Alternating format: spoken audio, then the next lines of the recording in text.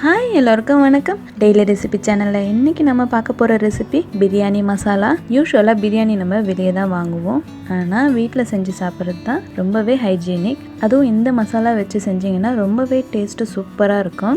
இந்த மசாலா வச்சு chicken biryani, mutton biryani, chicken gravy, mutton gravy எது வேணாலும் செய்யலாம். டேஸ்ட்டு அட்டகாசமாக இருக்கும். வாங்க எப்படி செய்கிறதுன்னு பார்க்கலாம்.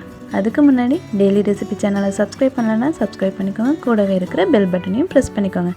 இப்போ வாங்க எப்படி செய்கிறதுன்னு பார்க்கலாம். ஒரு பேன் எடுத்துருக்கிறேன். அதில் 100 கிராம் அளவுக்கு பட்டையை நல்லா பொடியாக உடைச்சி இதில் சேர்த்துருக்குறேன்.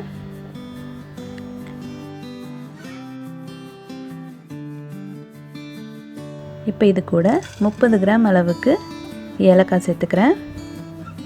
கூடவே 30 கிராம் அளவுக்கு கிராம்பு சேர்த்துக்கிறேன்.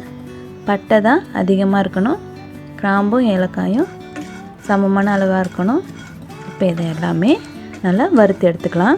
நீங்கள் வறுத்து எடுக்கிறதுக்கு பதில் வெயிலில் காய வச்சு எடுத்து அரைச்சிங்கன்னா அதோட வாசனை ரொம்ப சூப்பராக இருக்கும். இப்போ எனக்கு வெயிலில் காய வைக்கிற ஃபெசிலிட்டி இல்லாததால் பேன்லேயே வறுத்து அரைக்க போகிறேன். ரொம்ப வறுக்கணும்னு அவசியம் இல்லை, ஜஸ்ட்டு சூடு ஏறினா மட்டும் போதும். ஒரு 5 மினிட்ஸ் அளவுக்கு வறுத்து எடுத்துக்கலாம்.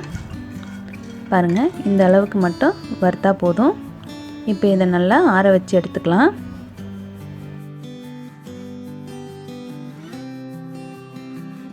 நல்லா ஆறிடுச்சு.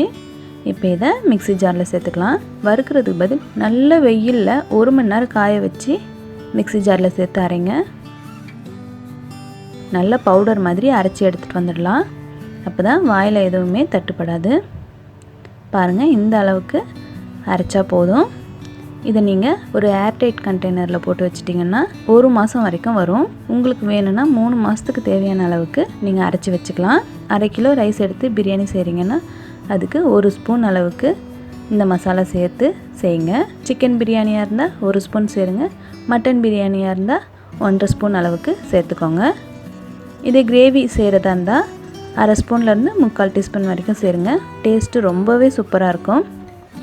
நீங்களும் இந்த மசாலா வச்சு சிக்கன் பிரியாணியோ மட்டன் பிரியாணியோ இல்லைன்னா கிரேவியோ செஞ்சு பாருங்கள். எப்படி இருக்குன்னு கமெண்ட்டில் சொல்லுங்கள்.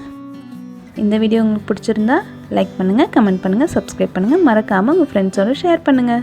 தேங்க்ஸ் ஃபார் வாட்சிங். ஹாப்பியாக இருங்க, லைஃப் என்ஜாய் பண்ணுங்கள்.